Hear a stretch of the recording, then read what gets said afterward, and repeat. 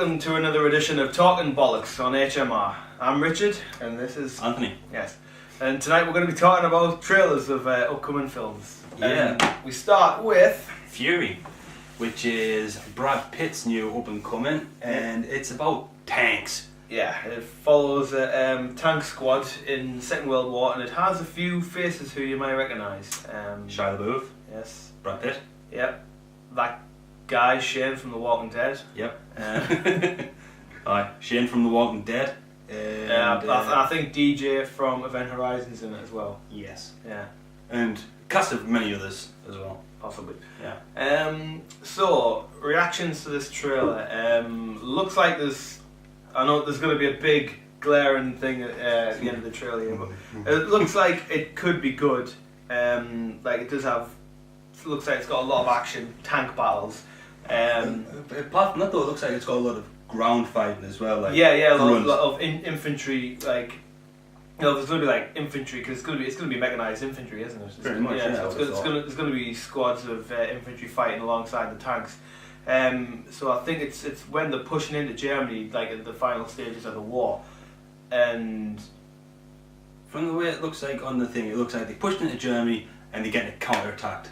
Yeah, and they've got one tank. Yeah, they've like possibly overreached themselves. Yeah, and they maybe in like they're in a town because when it started getting faster and things flicking around at the end, there was a lot of like domestic scenes in it. Yeah, it looked like they were in a town and then it was fighting outside the town, then it was in the town. Yeah, and they were like talking to people and shagging lasses and things like that. Yeah, I didn't understand that. Oh, it's not going to be one of those war film movies with romance. With a love story. Yeah, that's something I'm not. We're not too keen keen on on. it. No. But yeah, the trailer was really good. Apart from one thing which I picked out, and I was like, "Fuck's right sake." at the end. Right at the end, there's a Sherman tank and there's a Tiger tank. And the Tiger tank shoots at the Sherman, it goes ping. The Sherman shoots the Tiger and it goes boom. If you know your tanks, From a range of about 50 yards, yeah, you just no, doesn't work. That's the only thing I could pick out in the trailer that was a bit like shit. So. We've got main characters in this tank. Ping! It's alright, lads. Shoot those extras over there. Yeah, kill them. But So, yeah, it does look quite good. It's probably the one to look forward to. yeah, it's going to be worth a watch. Yeah, might even go to the cinema to watch it actually. I say that about a lot of things. Films that have turned out to be like my favourite of the year and things like that, and I get really excited about, and I just don't go to the cinema to see them. True. Right, next up we have Monsters 2. Yeah, Dark Continent it's called, Right. in fact. Now, this is a bit strange us doing talking about the up and coming thing because we haven't seen the original. No. Well, I've seen the final 10 minutes of it. I've pretty much seen that as well, to be quite honest. But yeah, the first one was actually a really big success, considering it only cost like what? Yeah. £25,000 to make. I'm not sure. Might have been just a little bit more, maybe a little bit less. Independent film, massive like success. Broke the guy who did it into the mainstream. He then went on to do the new Godzilla film. So gives an idea of like how quickly he got snapped up after making Monsters. So yeah, but he's been snapped up, and so has the franchise. Yeah, the franchise really. This isn't originally independent or anything like that. This is Hollywood. I think what they're basically trying to do is like Aliens. Yeah. You had Alien, where there's one creature and a bunch of people, and it's like a horror story in space. I don't know if Monsters was a horror story. Probably not. No. So it was this idea, quite an original idea. There we go, very good. Then the sequel, war. Yeah. Soldiers, there's more monsters, make everything bigger, explosions, and it actually did work. And I think that's what they're going for here. Yeah, but this big, massive, loads of monsters, helicopters and troops everywhere shooting the shit out of everything. And even little monsters and dogfights with monsters and stuff like that, which you see in the trailer. Yeah. There is a few trailers out there. One of them's really annoying with yeah, I actually dialogue over it. Yeah, we started watching. I've started watching the trailer and I didn't actually get as fast to see what it was because the voiceover I don't know if he was quoting something. It's a rap song. Yeah, because he was, and it just the dialect and the fact that it was like it was obviously reading something out, like he was talking in rhyme. It just really annoyed us, and I turned the trailer off. But to be quite fair, that would probably be alright in America where it's more prominent. Yeah. Over here, not so much. So we saw another trailer, and yeah, it seems to follow that main soldier guy. Except for this time, I know the first one's based in Mexico, North Mexico. This one's in the Middle East. Yeah, it does explain how it's travelled across. So hopefully it shouldn't be a massive leap from the first one. But so that's Monsters. That's out in October, I think, isn't it? Yes, I think so. October. Yeah, so look out for that. Right. Now, I mentioned this because I saw a quick, I think it might have just been like a TV spot for it, and I thought that just looks quite amusing because it looks slightly ridiculous. This is Horns, and this is Daniel Radcliffe. Daniel Radcliffe, who Harry Potter. Anything that he's going to be in now. He was in that Woman in Black. It was Harry Potter. You see that in a shop and you go, look, it's Harry Potter. Yeah. It's going to take him a while, if he ever can, to shake off that image. Yeah. But just in this Horns film, it's his girlfriend. Yeah, his girlfriend gets killed. Everybody's saying it's him, but there's not enough evidence to say it is him. And he starts growing these horns and getting these powers. Yeah, it seems weird. And I think it could be a good idea, like the fact that he's been branded like this murderer and this evil person. It's like, the devil's taken him, the devil's claimed him, and he starts getting these powers and horns. But the horns on this guy's head just look ridiculous. It's like Fable when you do loads of evil things, you just get these big horns. And but the thing is, though, you said this it looks stupid and funny, but when you watch the trailer, it's actually quite a serious film. Yeah. When I say stupid and funny, I just mean just to look at him. He looks ridiculous. Yeah. But the film itself, it could be interesting. It might even could be more dark than what it looks. Yeah. I think it does look quite interesting, and I don't think I'll go to the cinema to watch it. But yeah, essentially he gets accused of doing this evil thing, and then he starts getting these supernatural evil powers. Why? How? We don't know. You'll have to watch the film. There's other clips in it as well where things happen and you're thinking, it's one of those films where it could be either really good or really bad. So we'll wait till it comes out before we'll do a review on it and give you a proper judgment on it. Next, Night in the Museum 3. I've seen both of them. He hasn't, and for shits and giggles, they're absolutely brilliant. And the trailer on this one, they're in London.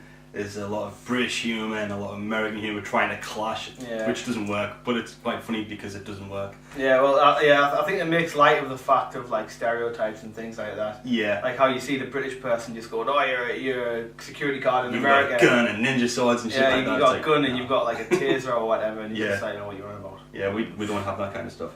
But it follows the story on, except for the tablet that gives the magical power for them to come alive during the night. It's run out of basically batteries, and they've got to go to London to find the young pharaoh's father, and he's going to restore all the powers and all that. Speaking of British, we're being very British and drinking tea.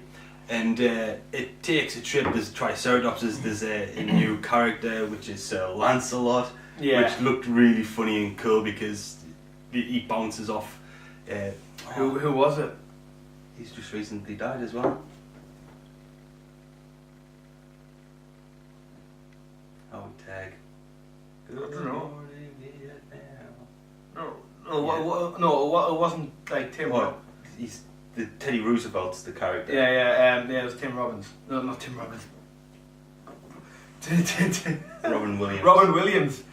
Yeah, Tim Robbins. I watched Top Gun the other night. Yeah, but it's Robin Williams, God bless him, and the way Lancelot and him bounce off each other is quite funny. He's like, "Hi, I'm the president of the thing." He's like, "Lancelot, pleasure."